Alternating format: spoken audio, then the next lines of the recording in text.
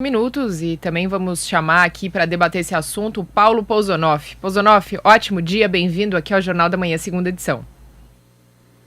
Bom dia, Mariana, bom dia a todos. Paulo, 4,9 bi só falando em fundão eleitoral. Como que esses parlamentares vão explicar todo esse valor para a base eleitoral num ano aí em que a gente tem sofrido tanto por conta da pandemia? Mariana, é um valor, né, que choca, causa muita indignação, revolta nas pessoas, mas eu estava pensando aqui, esse negócio, números são interessantes mesmo. O orçamento total é de 4,8 trilhões de reais. Então, esse fundo eleitoral ele se perde, né? Ele é 1% aí, desse 4,8 trilhões de reais.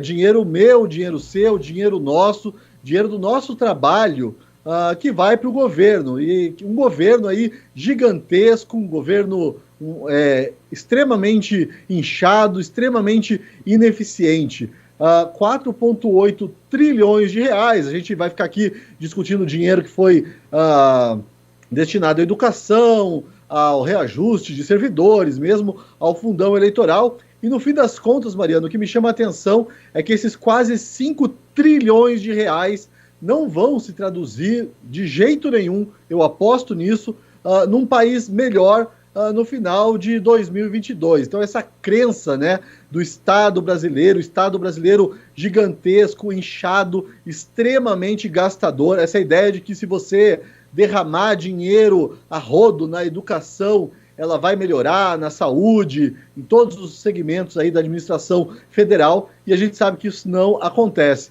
E só um detalhe, né? Esse dinheiro, 4,8 trilhões de reais, é até difícil ter noção do que são trilhões de reais.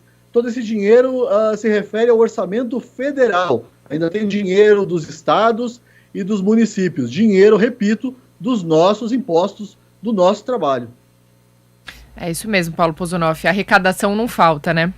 Agora, falando um pouco sobre essa proporção, como os números são realmente, como você coloca, muito da perspectiva com que você coloca eles, realmente, os 4,9 bilhões para o fundão eleitoral, dentro de uma macro, né, perspectiva maior de 4,8 trilhões desse orçamento total para 2022, realmente não parece tanto, né? Mas a gente não pode se esquecer da dimensão, nós estamos falando de quase 5 bilhões de reais. Esse valor, Paulo Pousonoff, com esse valor, daria para assistir 1 milhão de pessoas do Auxílio Brasil durante um ano. Ou seja, é o proporcional ao que vai ser investido nas campanhas eleitorais do ano que vem. Não, Mariana, eu não sei, talvez eu tenha me expressado mal, mas eu não quis passar pano aqui para esse fundão eleitoral. Ele também me causa revolta e indignação, mas enfim, são favas contadas, né? E no final das contas, eu acho que até para 2022, talvez a gente precise repensar esse fundo eleitoral do ponto de vista mesmo da opinião pública. A opinião pública é extremamente contrária a esse fundão eleitoral. Mas os nossos políticos não estão nem aí. Eles dizem lá, usam todo um blá blá blá para argumentar, dizem que esse valor é irrisório, que esse valor é fundamental para a manutenção da democracia e outro tipo de papo furado, né, que os políticos adoram usar. Ele realmente é um valor revoltante. Agora, sendo um pouco realista, eu não acredito que se esse dinheiro não fosse destinado ao fundo eleitoral, ele seria destinado a algum tipo de programa ou projeto de interesse realmente do Brasil. Então, no final das contas, eu fico aqui, Mariana, eu fico optando por um lado mais de resignação, um lado até estoico, né, de tentar entender, tentar esperar que em 2022 ou 2023, ou quem sabe 2040, os nossos políticos coloquem a mão aí na consciência e percebam o quanto essa ideia do financiamento público de campanha é impopular e é prejudicial ao país. Paulo, ontem, né, nós já conversamos aqui sobre os vários modelos que existem de financiamento de campanha, né? Inclusive eu perguntei para você, não me recordo se foi ontem ou se foi na segunda-feira, né? Que nós temos aí então, acho que nós perdemos o Paulo Pousonoff, é isso? Perdemos a conexão com o Paulo? Muito bem, então até que seja restabelecida aqui essa conexão com o nosso comentarista Paulo Pozonoff, que falava sobre o orçamento, agora nós vamos acompanhar... Não, agora sim, Paulo está aqui novamente. Tem me ouvido, Paulo? Sim, ouço sim. Me ouve bem? Sim, sim. Então vamos lá. Voltando um pouquinho, né? Como explicar para as bases, Paulo? Como esses parlamentares vão explicar para as suas bases esse valor gasto de 5 bilhões com fundo eleitoral, principalmente no momento em que o país vive, né, economicamente falando, e também agora com toda um possível recrudescimento da pandemia, e além do mais, né, Paulo, nós temos também, além disso tudo, na última campanha eleitoral foram gastos 2 bilhões, né? Então, quer dizer, agora foi um salto de 2 para 5 num contexto do país muito pior hoje se comparado à última campanha eleitoral. Como explicar isso?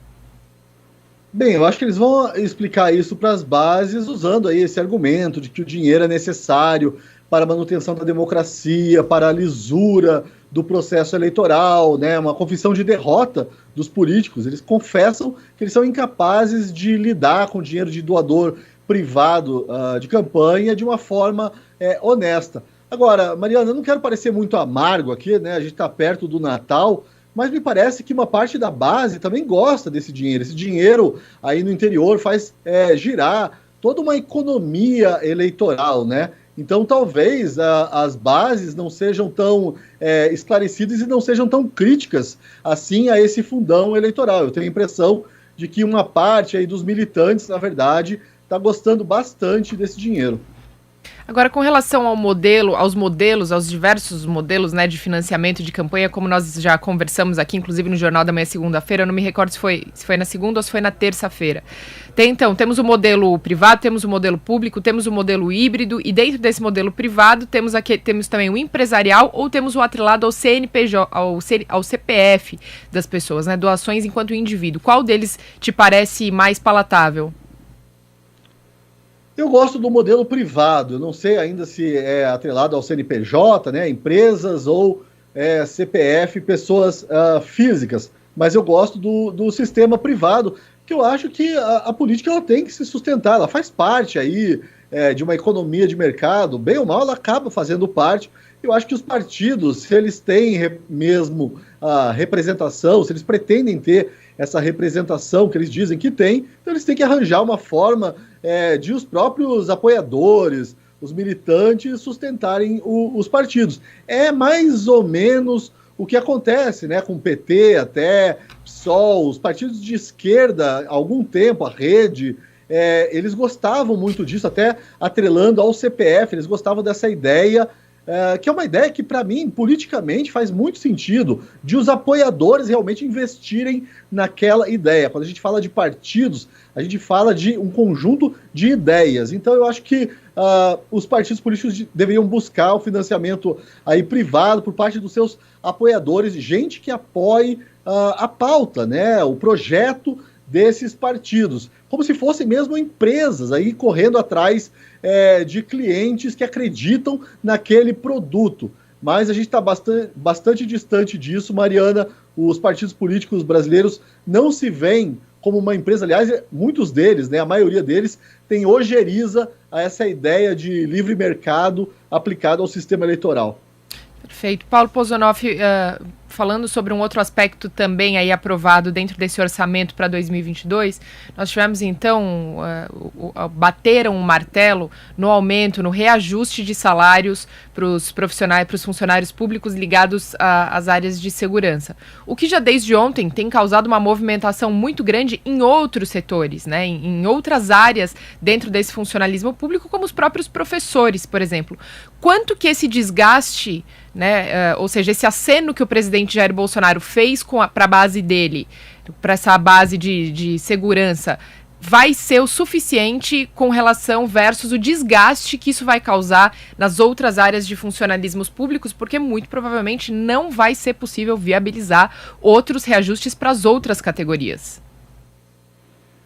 Mariana, o presidente Jair Bolsonaro tropeça aí nas próprias pernas, no seu ímpeto, meio sindical até, ele que tem a sua imagem, evidentemente, atrelada às forças de segurança pública. Mas eu acho uma temeridade isso, porque aumenta a pressão política, né, como se não bastasse todos os problemas do presidente Jair Bolsonaro, aumenta a pressão política para 2022. Eu fico imaginando aí, não acho improvável que a gente veja greves de servidores públicos em 2022. A gente teve uma inflação alta este ano, os servidores estão aí com perdas salariais. Então, esse comprometimento do presidente Jair Bolsonaro com um segmento muito pequeno, né, mas importante, eu não estou negando a importância desse segmento, mas é um segmento pequeno e é um segmento restrito do funcionalismo público. Eu acho bastante temeroso, bastante preocupante para um presidente aí que já tem muitos problemas com que lidar no que vem.